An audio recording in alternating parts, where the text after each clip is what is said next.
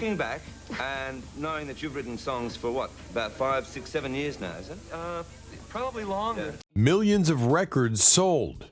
One song on the charts. Then, total silence. These 20 one-hit wonders from the 70s are more than just catchy hooks. They're mysteries that music history forgot. And trust me, number 3 will leave you speechless. 20. Starland Vocal Band, Afternoon Delight, 1976. They sang about sandwiches, or so some people thought. This song was so wholesome sounding, most folks missed how scandalous it actually was. Afternoon Delight shot up the Billboard charts in 1976, hitting number 1 in July and earning the band 2 Grammy Awards, including Best New Artist. That's right, they beat out Boston. Let that sink in. With their soft harmonies and sunshiny melodies, Starland Vocal Band felt like America's sweethearts. But beneath the innocent sound was a suggestive wink. This track was about midday romance, not lunch. Their success was short-lived. The band tried to ride the wave with a variety show on CBS, the Starland Vocal Band Show, featuring a then unknown David Letterman. But nothing stuck. The follow-up singles flopped, and within a few years they faded from the spotlight. There's an eerie trivia twist too. Being awarded Best New Artist has become something of a curse. Many recipients of the award have mysteriously vanished from charts shortly after. Starland Vocal Band became one of the first examples of that. And yet, that one song remains timeless. Whether you remember it from Anchorman or your parents' vinyl stack, it still draws smiles and a few raised eyebrows. I think that's a brave way to write a script, and I think that's what's so amazing about Afternoon Delight as a whole.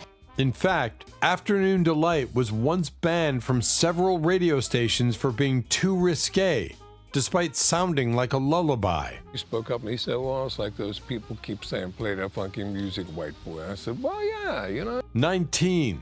Wild Cherry, Play That Funky Music, 1976. It was written out of frustration. A white rock band told to play some funky music, and so they did, literally. Play That Funky Music became Wild Cherry's response to hecklers in the crowd and, ironically, their biggest success.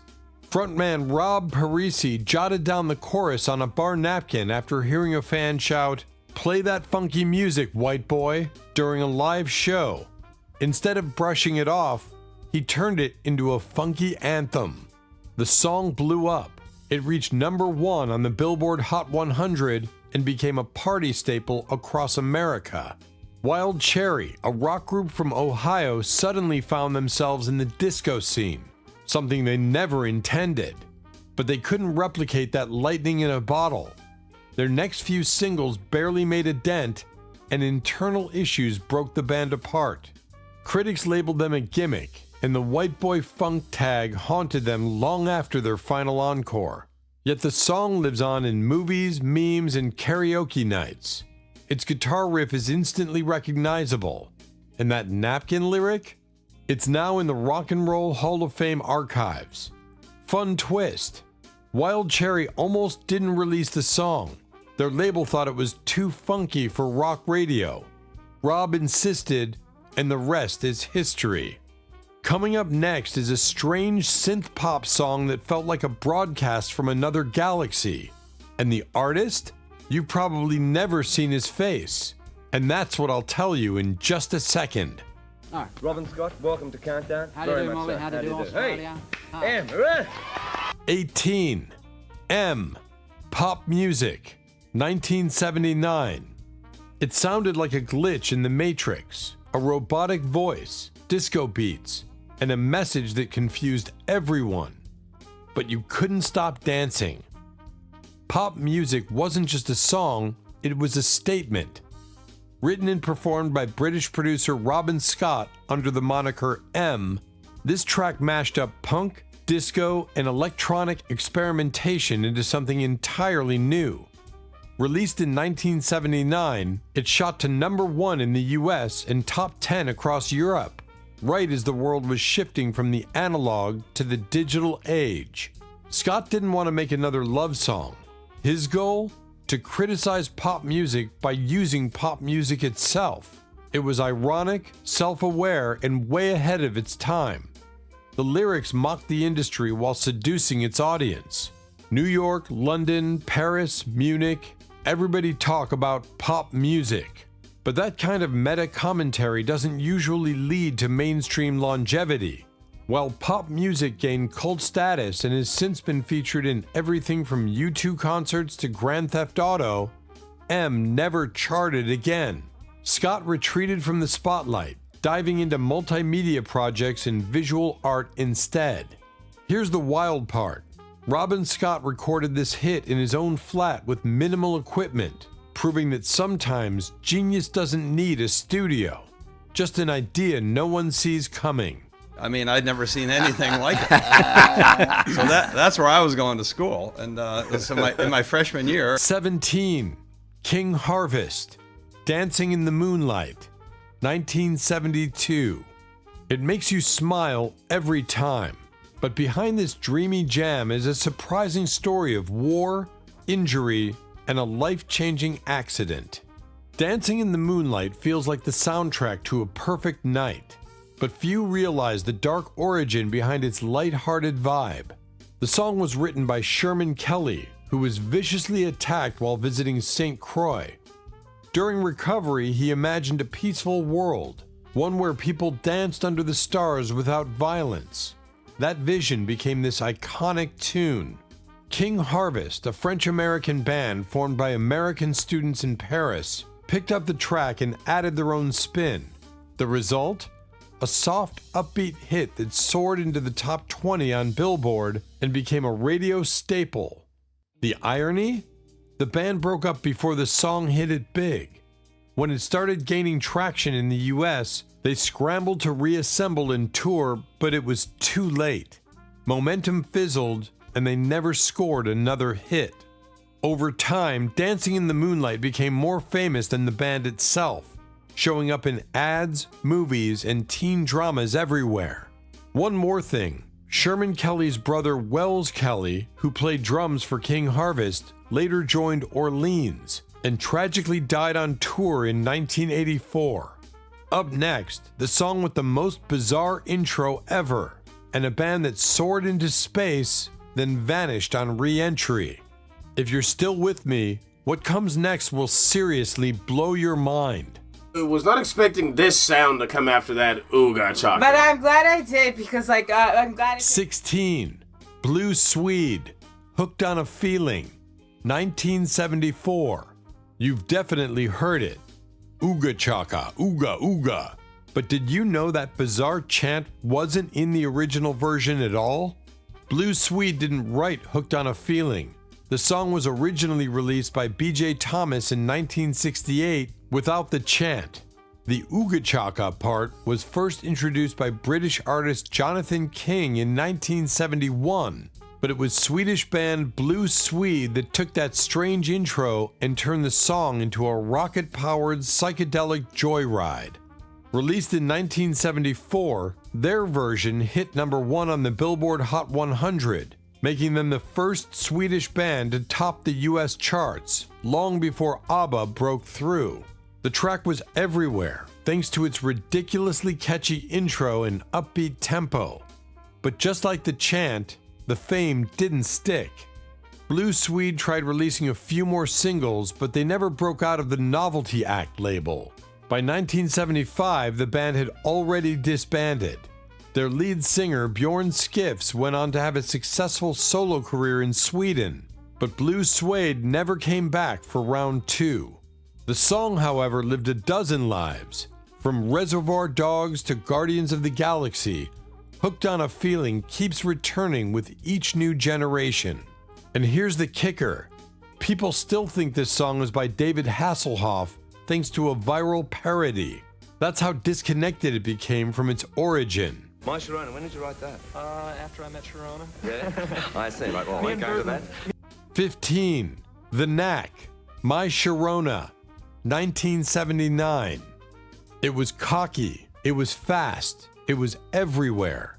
And it was written for a real woman, a 17-year-old girl named Chirona Alperin. When the Knack exploded onto the scene in 1979 with My Chirona, they were hailed as the next Beatles. The song, a mix of raw energy, rapid guitar riffs, and lusty teenage obsession, hit #1 for 6 straight weeks.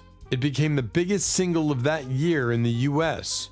But with that kind of heat comes a massive backlash. The band's arrogant attitude didn't help. Critics accused them of being overhyped industry plants, and the comparisons to the Beatles only made things worse. Their follow-up single barely scraped the charts, and their second album flopped. The Knack had become a textbook case of too much too soon. And about Chirona, she really existed. She was Doug Fieger's girlfriend, and her photo even appeared on the single's cover. But after the song, the couple eventually split. Chirona went on to become a real estate agent, and yes, people still call her the Chirona. The Knack's rapid rise and fall was so iconic, industry insiders coined a term for similar fates: getting knacked. In 2005, George W. Bush used My Chirona in a campaign, sparking legal threats from the band. Even in obscurity, the Knack couldn't stay out of controversy. Next up is a song that literally starts with the word magic, but the band? They couldn't conjure up anything after that. Stay tuned. How long have you been together as a group? As a group? About 22 months. No more. 14. Pilot. Magic. 1975. Ho ho ho, it's magic. And just like that, they disappeared. Pilot, a Scottish pop rock band, released Magic in 1975, and it felt like musical sunshine. The track reached #5 on the Billboard Hot 100 and climbed even higher in the UK. It was light, infectious, and filled with sparkly optimism, something the mid-70s really needed. But here's the twist. The song's dreamlike tone came from Alan Parsons, the legendary engineer behind Pink Floyd's The Dark Side of the Moon. He produced Magic, giving it that crisp, celestial vibe. With that level of backing, Pilot seemed destined for stardom. And yet, the follow-up albums fell flat. The band struggled to find their identity in a changing musical landscape. Their next single, January, was a hit in the UK, but went virtually unnoticed in the US. Within a few years, the band dissolved into studio session work and side projects. Guitarist Ian Berenson later joined the Alan Parsons Project. Today, Magic has found a strange second life, appearing in countless movies, commercials, and even a TikTok trend in the 2020s. It's everywhere, even though the band behind it is forgotten. Here's the kicker. Disney used Magic for its back-to-school ads, introducing the song to a generation that had no idea Pilot ever existed. Oh my goodness, man. Black Betty. Okay. 13. Ram Jam. Black Betty. 1977. It's aggressive, gritty, and raw. And believe it or not, it was originally a work song sung by prisoners in the early 1900s. Black Betty is a wild ride. Less of a song and more of a musical punch to the jaw. Ram Jam took an old Leadbelly folk song and electrified it with screaming guitars and relentless tempo. Released in 1977, it cracked the top 20 on Billboard, instantly catching fire with rock fans. But controversy followed fast. Radio stations pulled it for inappropriate lyrics. Civil rights groups debated the song's racial undertones and origin.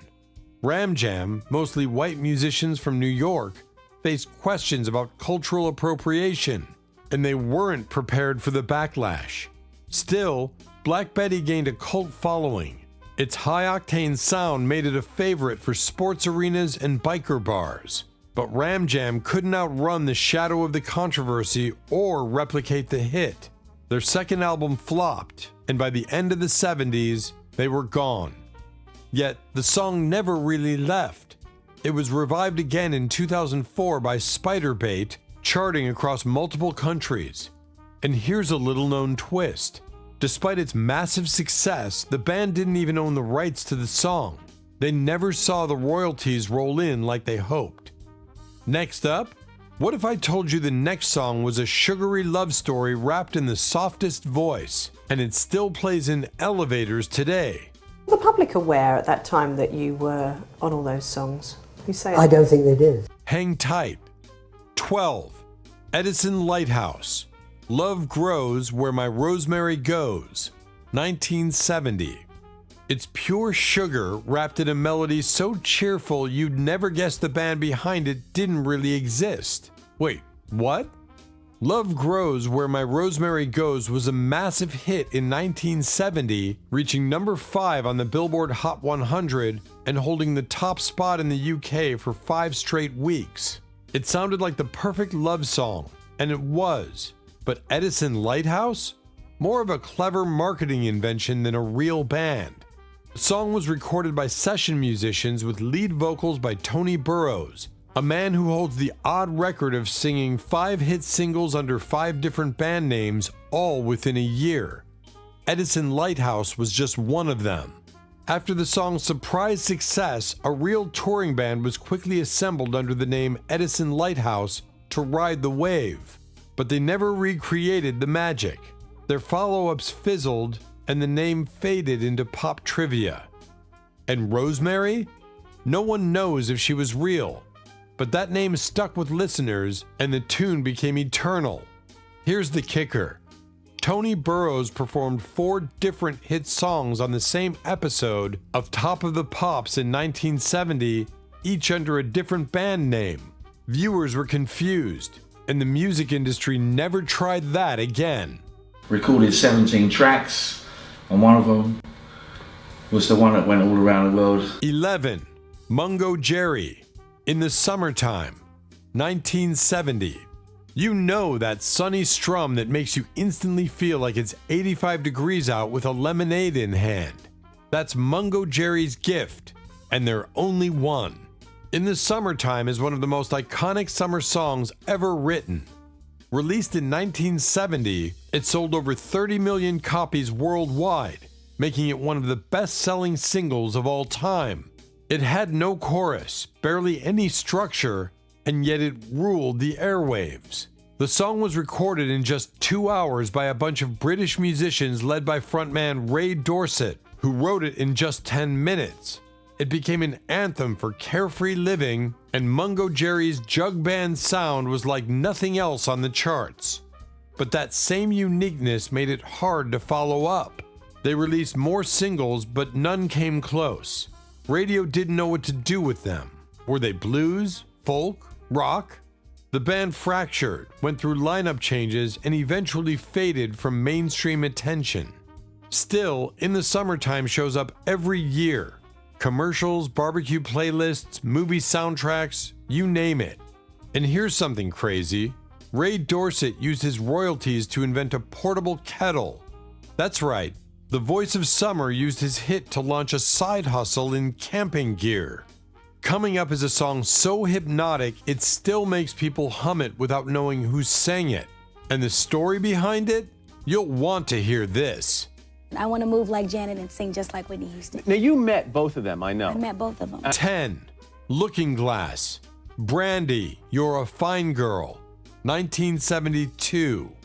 It's the ultimate sea shanty disguised as a love song, but the story behind it is far more tragic than romantic. Released in 1972, Brandy, You're a Fine Girl by Looking Glass quickly sailed to number 1 on the Billboard Hot 100 and became a soft rock classic. The lyrics painted a vivid picture of a barmaid in love with a sailor who could never love her back. But here's the twist. Brandy was real. According to songwriter Elliot Lurie, the inspiration came from a real-life bartender he knew, though the sailor storyline was fictionalized. The song struck a cultural nerve. Navy men even reported hearing it constantly on military radio, believing it was written for them. But Looking Glass could never match that success. Their follow-up single stalled, and internal band tensions wrecked their momentum. Within 2 years, the group disbanded. Lurie went solo, then transitioned into film and television music supervision, working on shows like 21 Jump Street. Decades later, Brandy got a second wind thanks to Guardians of the Galaxy Volume 2, where the song played a major emotional role. Suddenly, a new generation was humming it again. Here's a strange fact. After the song's rise, Brandy became one of the most popular baby names in 1973, skyrocketing up the charts just like the song. 9. The First Class, Beach Baby, 1974. It sounded like a California summer, but the band? They weren't even American. They were British, and they never even toured. Beach Baby by The First Class came out in 1974 and fooled millions. With lush harmonies and nostalgic lyrics, it echoed the Beach Boys so convincingly that people assumed it was a side project. In reality, it was created by British songwriters John Carter and Tony Burrows. Yes, the same Tony from Edison Lighthouse. The track hit number 4 on the Billboard Hot 100, fueled by its dramatic orchestration, falsetto vocals, and lyrics about teenage love in the 50s. It sounded like a tribute to an era they'd never lived through. But The First Class wasn't a real band. It was another studio project. When the song blew up, producers scrambled to put together a touring lineup, but the magic was gone. No chemistry, no momentum. After a couple of weak follow-ups, the group vanished like a wave retreating into the sea. Even so, Beach Baby remains one of the most convincing musical mirages of the 70s. And here's a crazy twist. Tony Burrows, again, was behind it. That man literally fronted 4 one-hit wonder bands in the span of 12 months. Some call him the king of the one-hit wonders, and with stats like that, how could he not be? Next, we're getting into brass, drama, and a band that called itself a vehicle for something much bigger. Watch him play and see how all the girls seem to flock around him, you know. I think I like that. Wait till you hear this one. 8. The Ides of March, Vehicle, 1970. It blasted onto the airwaves with blaring horns and a voice dripping with attitude. But it wasn't about love at all. It was about manipulation. Released in 1970, Vehicle by the Ides of March became the fastest-selling single in Warner Brothers history at the time, reaching number 2 on the Billboard Hot 100. It had everything. Brassy rock energy, a killer hook, and a chorus you could scream from a Camaro. But the story behind it? Way more personal than you'd expect. Lead singer Jim Paterick wrote the song as a sarcastic swipe at a girl who only wanted rides in his car. No dates, no romance, just transportation. Ironically, he later married that same girl. Yep, the woman who inspired the line, "I'm your vehicle, baby," became his wife. Despite the song's breakout success, the band struggled to follow up. The sudden fame brought pressure, and they couldn't capture the same lightning again. The group faded by the mid-70s, and Paterick later found fame co-writing for Survivor, including Eye of the Tiger. Here's the kicker. Many fans still mistake Vehicle for a Blood, Sweat, and Tears track because of its brass-heavy sound. That confusion only added to the Ides of March's vanishing act. And I had been working on the music for Spirit in the Sky quite a long time. 7. Norman Greenbaum, Spirit in the Sky, 1970. It had gospel vocals, fuzzed out guitars, and Jesus in the lyrics, yet it was written by a Jewish guy from Massachusetts. Norman Greenbaum's Spirit in the Sky dropped in 1970 and became an instant phenomenon. It soared to number 3 on the Billboard Hot 100 and stayed on the charts for 15 weeks. But Greenbaum wasn't some devout Christian rocker. He just thought gospel would sound cool with distortion. And it did. The track blended psychedelic rock with hand claps and soulful backing vocals from the Stovall sisters, creating one of the most distinctive sounds of the decade. Despite its overtly religious tone, Greenbaum later admitted he'd never read the New Testament. He simply wanted to write a song that felt spiritual without being tied to any one belief. But that spiritual ride didn't last. Greenbaum's follow-ups tanked, and after a motorcycle accident in the late 70s, he stepped away from music almost entirely. For decades, he lived a quiet life raising goats on a farm in Northern California. Still, Spirit in the Sky refuses to die. It's been featured in over 50 films, multiple commercials, and is charted again with 3 separate cover versions. Here's the wildest part. Greenbaum made more money from licensing that one song than from all his touring and album sales combined. Up next, the smooth-talking artist who offered help to everyone, but couldn't help himself stay in the charts. Stick with me. What a fun way to end a song. Billy Swan, that was fun. I liked that. 6. Billy Swan, I Can Help, 1974. It was simple, sweet, and built around a beat-up keyboard. But behind this friendly offer was a songwriter who helped everyone else become stars. I Can Help by Billy Swan became a surprise smash in 1974, topping the Billboard Hot 100 and charting in 10+ countries. The sound? An easygoing mix of country and pop driven by a Farfisa organ that Swan bought for $40 from a friend. But here's where it gets interesting. Before stepping into the spotlight, Swan was a behind-the-scenes legend.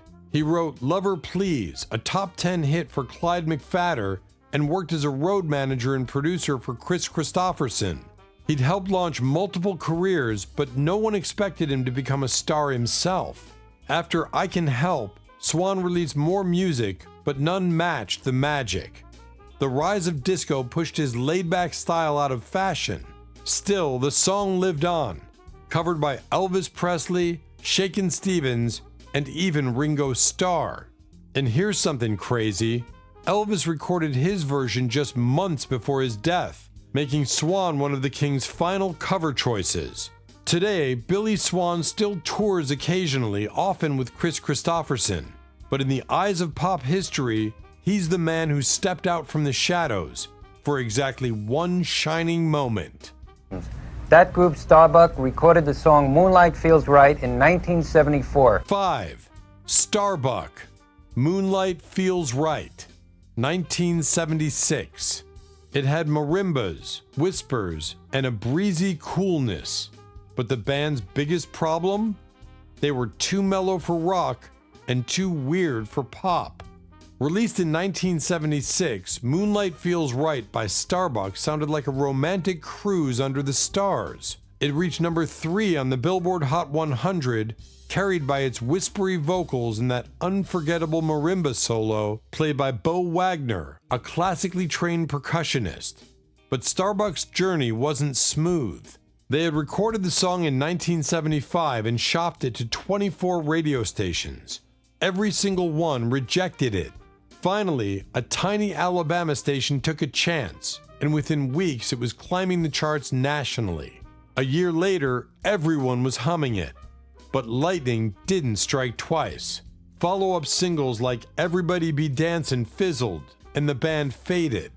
They were trapped in a strange limbo, too soft for the rock crowd, too quirky for the mainstream. Despite being tight musicians, they were labeled a novelty. Still, Moonlight Feels Right never really left the culture. It was later featured in films, commercials, and even sampled in electronic tracks decades later. And here's a surreal detail. Starbuck performed the song on a boat for a televised concert, playing into their dreamy nautical aesthetic, just before the band disappeared beneath the surface of stardom. Coming up next, a murder ballad from a comedy star that shocked the world, and no one saw it coming. Let's talk Vicky. Tell me the story of how this part came to be, because as I understand it, everyone's got a different version. 4. Vicky Lawrence, The Night the Lights Went Out in Georgia, 1972. It sounds like a murder mystery, and it is.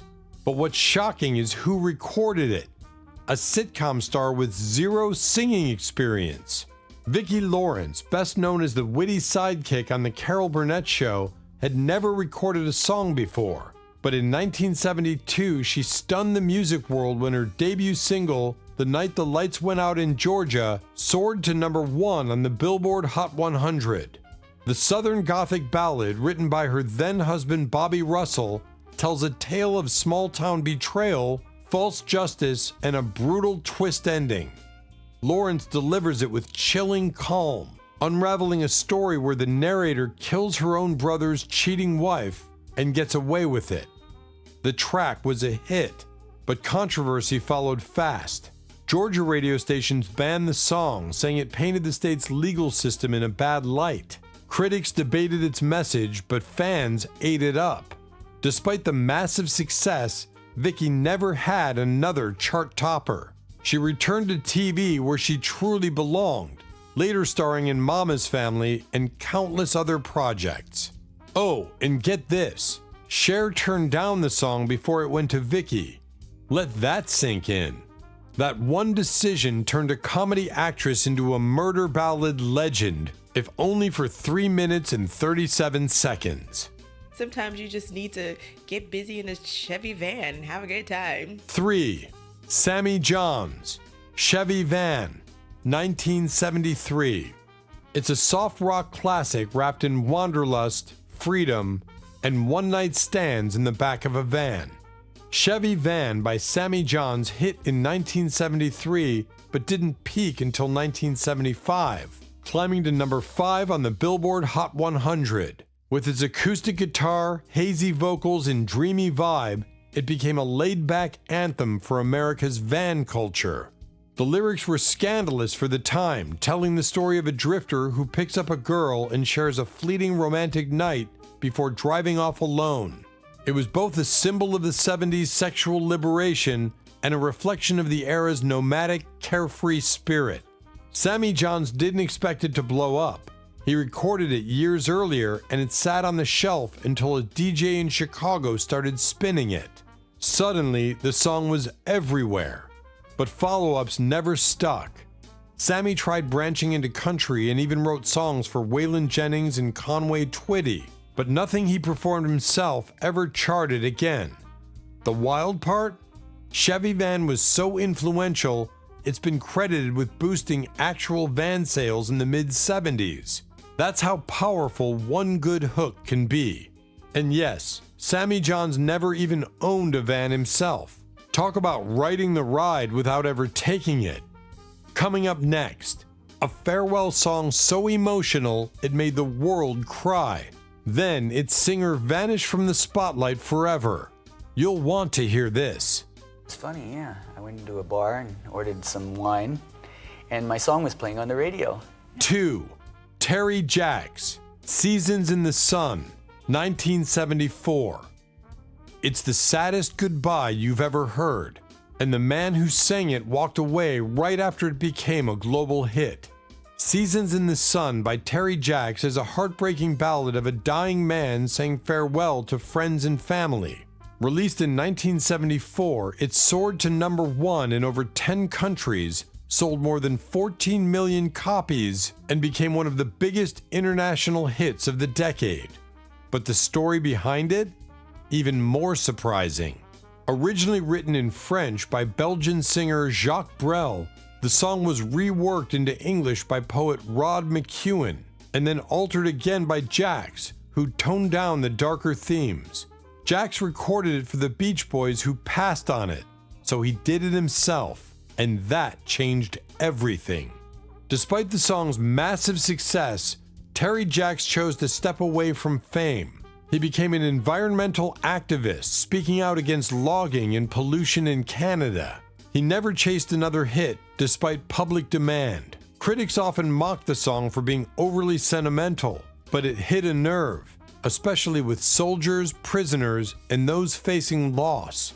And here's something haunting. Seasons in the Sun was one of Kurt Cobain's favorite childhood songs. He even played it on a cassette shortly before his death. It's for the neuro physical intelligent person. 1. Redbone, Come and Get Your Love, 1974. You've heard it in Guardians of the Galaxy, but did you know this funky anthem was made by a Native American rock band no one talks about? Redbone's Come and Get Your Love hit in 1974, reaching number 5 on the Billboard Hot 100 and introduced mainstream America to a groove-driven, soul-laced sound unlike anything on the radio. The band, founded by brothers Pat and Lolly Vegas, was one of the first Native American groups to achieve commercial success in rock.